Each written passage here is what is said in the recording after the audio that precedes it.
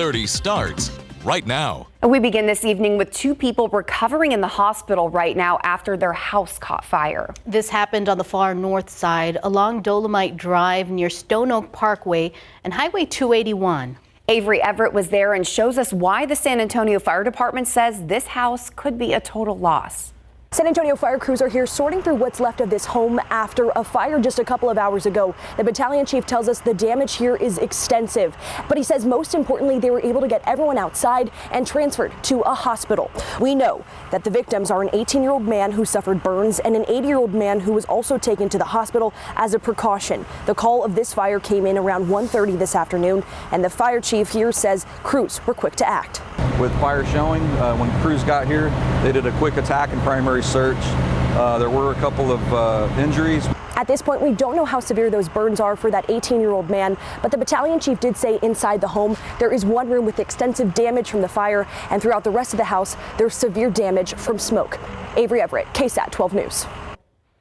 A tragic story unfolding on the city's south side. San Antonio police say a man accidentally killed his mom while he was checking out a noise in his backyard.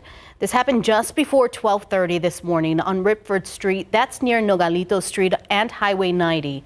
An SAPD sergeant at the scene told KSAT the man grabbed a gun and went to see what the noise was. While he was handling the gun, it accidentally discharged, sending a bullet through a wall and into his mother's bedroom. 911 was called and first responders tried saving the woman, but she didn't survive. It's unclear whether the man will face charges. SAPD also investigating a crash involving a person walking along a downtown street. This happened around 2:30 this morning. According to SAPD, officers were handling a minor accident along Austin and 9th Streets when a separate driver in a red truck hit that pedestrian. That driver took off, and SAPD is still looking for them. The person who was hit was taken to the hospital, and we're told they'll be okay. 6 years have gone by since Christopher Polk was killed while leaving Ice Lounge on Evers Road, and San Antonio police are still looking for his killer.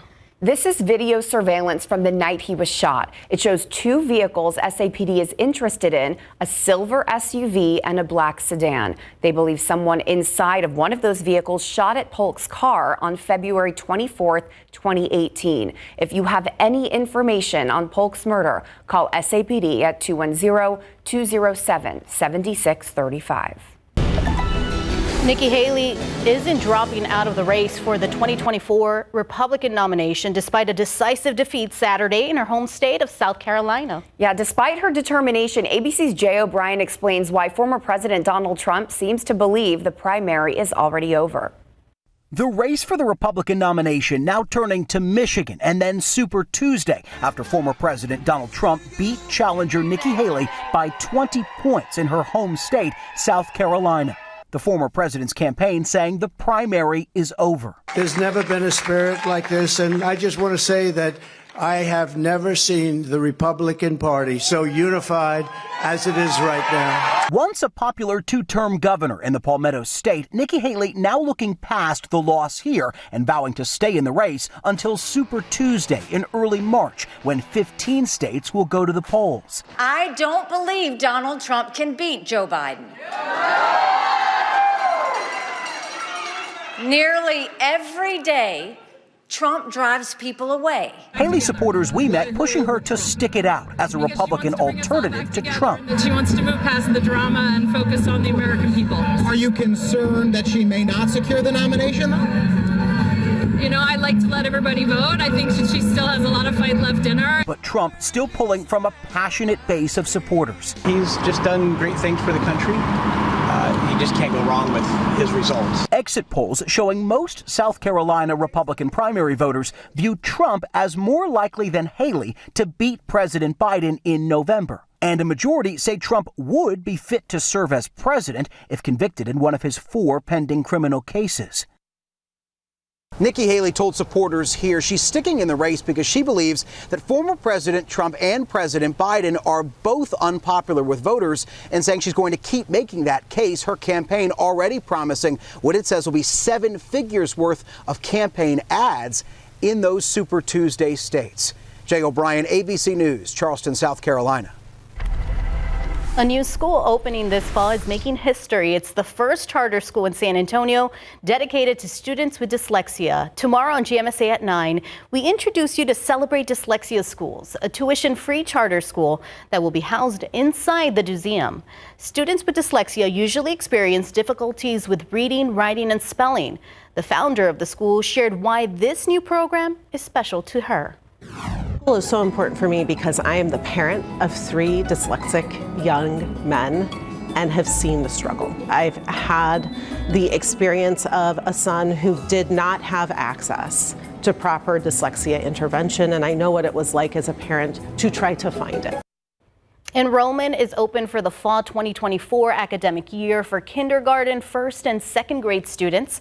Tomorrow at 9 a.m., learn more about the teaching methods and how this will impact children in our community for years to come. All right, now to some consumer news. Americans have reached a new high in credit card debt. The Federal Reserve Bank of New York says from October through December, Americans had $1.1 trillion in credit card debt. While that is an extremely large number, some economists say it's not as alarming as you might think because of robust wage gains, the stock market's current standing, and inflation. Economists say after adjusting for inflation, the current level is actually 20% below a peak it reached in late 2008. The Environmental Protection Agency wants to slow down requirements for automakers to sell more electric vehicles, and it could dial back plans to move away from gas-powered cars and SUVs. Last year, EV sales hit a record, topping 1 million for the first time. But things like higher prices, not enough public charging stations, and confusion over tax credits are all factors industry experts believe are holding back sales. All right, still ahead on the news at 5:30. It's the last day of the San Antonio Stock Show and Rodeo, and a big day for a couple of kids. How much these steers sold for? Okay, Mia and Tiffany, do you want to guess total how much the steers sold for? Oh, I wasn't even close. Random guess, throw it out there. $10,000. Okay. yeah, I'd say like 9,000. Okay. We'll Okay. change it. All right, you're way off. Stay tuned. Coming up tonight on the Night Beat, a controversial immigration law is set to go into effect next week. It would allow state police to arrest and possibly deport anyone suspected of crossing the border illegally. Tonight at 10, the drastic advice an immigration attorney is giving his clients. It was a packed house inside the St. Anthony Hotel this morning for one of the final San Antonio Stock Show and Rodeo events of the season. Yes, it was a big one. Today, the rodeo named the Grand Champion Steer and Reserve Grand Champion Steer at the Steers and Cheers brunch. It's been more than 2 weeks of rodeo events, and as it comes to an end, we caught up with the president to talk about the impact of this. We have a little over 6,000 volunteers that work to put on our stock show and rodeo. You know, once all the dust settles, we'll wind up having a contribution a little over $12 million this year, helping out the youth of Texas. So that's really what motivates us and keeps us going. Okay, are you guys ready? The steers were sold yesterday for a combined total of $222,000. Wow. Yeah, I told you we were all way off. White says it's been a busy and fun rodeo season, but he's ready to pass the torch to Fiesta. It's crazy that that's already coming up. It kind of feels like it. It kind of does. Yeah, it's definitely felt like spring the past couple of days here in San Antonio. So yeah, it was great weather to wrap up the rodeo this weekend. A little warm out there this afternoon though, and all of that sunshine is one of the reasons why. Now, as we look ahead to the upcoming work week, still expecting spring-like temperatures tomorrow and into Tuesday. The humidity is also going to pump back in, so that means some morning rounds of patchy fog will be possible as early as tomorrow. But then a cold front knocks our temperatures back down by the second half of the week. Those details coming up after the break. All right, so we were just talking about some winter weather, but that is not what we're experiencing. It feels like spring. I love the heat, though. Yeah. It's nice. You're a fan of the heat. Yeah. I'm going to be really sad when there's no more cold temperatures. I love bundling up. Well, I will say Tiff, you're going to love the first half of the week. And then Courtney, you're going to love the second half of the week. Because that's going to be the big theme this week. It's just that temperature roller coaster. Here we go. All aboard, because that's what we're really going to be seeing over the next several days. Starting with today, take a look at these warmer than average temperatures across South Central Texas. 83 right now here in San Antonio. But take a look at Pleasanton off to our south. 87 right now. It's 88 out west in Hondo, 86 in Los Maples area, 85 in Bulverde. So very spring-like as we're wrapping up the weekend, and that's going to continue though as we head into at least the start of the upcoming work week. So more 80s are expected. Keep in mind the average high for this time of year right around 70 degrees, so well above that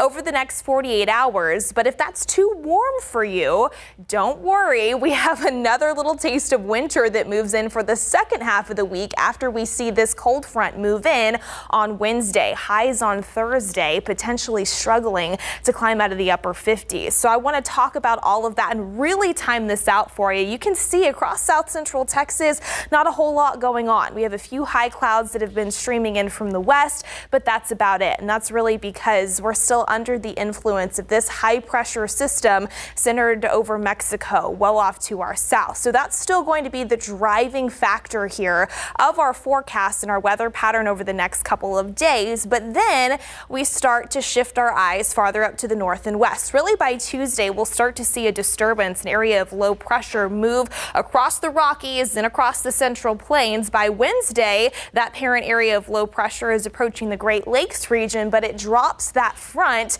into San Antonio and South Central Texas. Then behind that, we see windy conditions pick back up. That's going to usher in that cooler and drier air. So we talked about high temperatures in the 50s and 60s by Thursday. Notice your low temperatures in the chilly 40s. So don't put away those jackets just yet. You will need to bundle up by Thursday and Friday before we start to see those temperatures warm back up yet again as we head into next weekend. I mentioned that cooler air, also that drier air, dew point dropping to a more comfortable feel by the second half of the work week. But before we can get there, humidity, it returns as early as tomorrow. So because of that, some patchy areas of fog are expected to develop by the Monday morning drive time. This is 7 a.m. tomorrow, especially for those along and east of the I-35 corridor across the coastal plains. Some of that fog could be dense in spots, so not a bad idea to plan on giving yourself a little bit of extra time out the door tomorrow just to be on the safe side. Temperature-wise, warmer. We started off near 52 this morning. We're going to be closer to 60 degrees first thing tomorrow morning.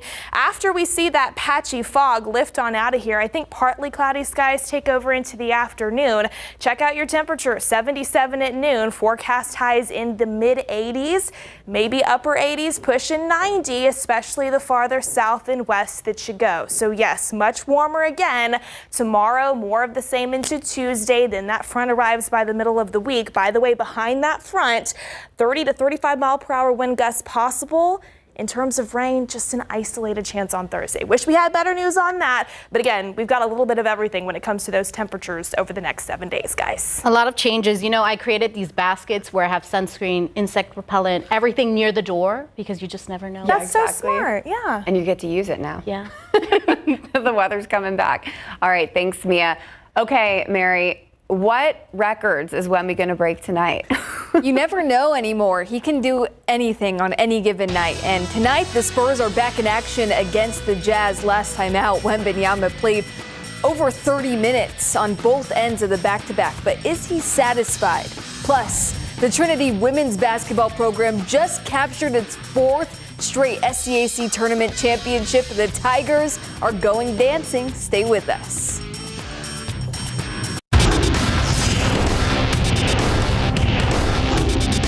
I'm eager, to play more and to have those minutes to help the team, because I feel sometimes it does feel like I'm on the bench for a long time. Limited minutes or not, Victor Wembanyama has made the most of his playing time, putting up historic numbers.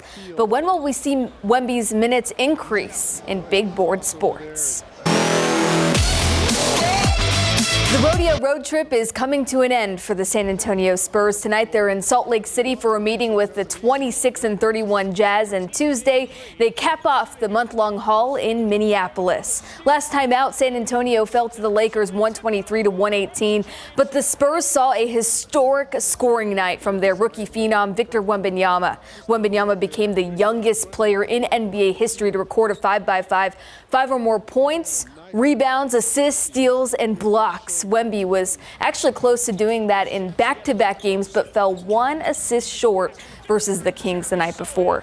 The Spurs' recent back-to-back was also just the second time Wemby played at least 30 minutes in both games of the back-to-back, and he's ready for more. My stamina is as good as the minutes I'm going to play. You know, it's Of course, if tomorrow I play 44 minutes, I'll be exhausted. But if I play 44 minutes, 5 games in a row, I'll get used to it. It's as simple as that. He's progressing. We're skipping no steps. He's a wonderful guy to coach. He loves to be coached. He can handle criticism, and we're working with all the fundamental basic things: footwork, pivoting, balance, all the things a young player needs. Skipping no steps. That's key right there as the Spurs continue to develop their prized rookie. The Spurs and Jazz tip off at 7 o'clock tonight at Delta Center. We'll have a full recap of the action tonight on Instant Replay.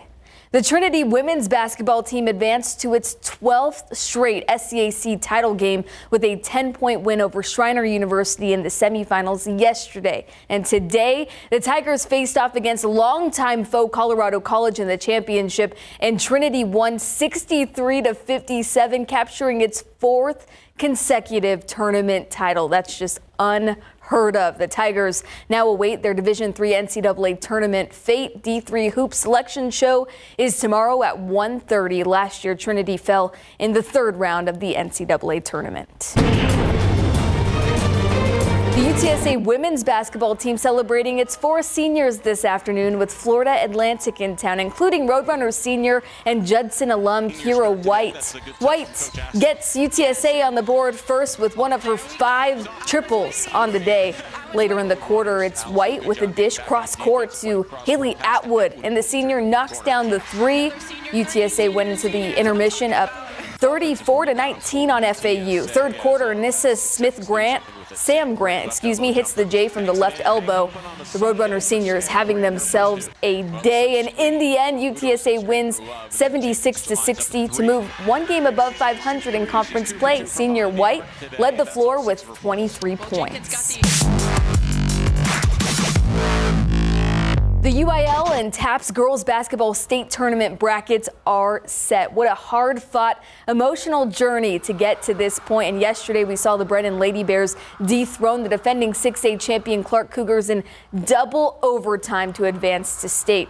Let's take a look at all of the matchups involving the girls basketball programs out of our area. And there is a lot. In the UIL 6A state semifinal, Brennan taking on South Grand Prairie March 1st at 8:30 inside of the Alamo Dome. The 4A state semifinal, Bernie will face Canyon March 1st at 3 o'clock in the Alamo Dome. Now for TAPS 6A state semifinal, Dallas Bishop Lynch will face Antonian February 29th at 8 at University High School in Waco. The 5A state semifinal, San Antonio St. Mary's will face Houston Second Baptist School February 29th at noon at University High School as well. TAPS 4A, Geneva School of Bernie versus League City Bay Area Christian School, February 29th at 4 o'clock, University High School as well. TAPS 1A state semifinal, Fredericksburg Heritage School and Edinburgh Harvest Christian Academy. They'll face off February 28th at 12.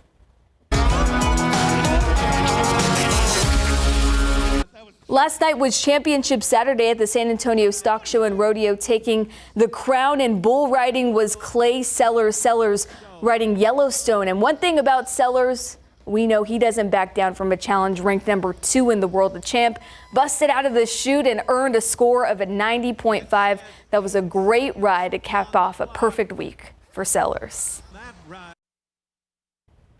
Okay, before you go, check this out. There's a new billboard up in Southtown of Victor Wembanyama, and it's getting a lot of reaction online. It's an unofficial Louis Vuitton billboard and painted by local artist Chris Montoya. Some people online criticizing its placement. You'll find it on South Flores and East Lambert Street in Southtown. If you want to check it out in person, I haven't gone there, but that looks so fun. It looks fancy. It's an awesome partnership. Yeah, I love it. I love it too. It's pretty neat. Thanks for watching. We'll see you back here in the Night Beat.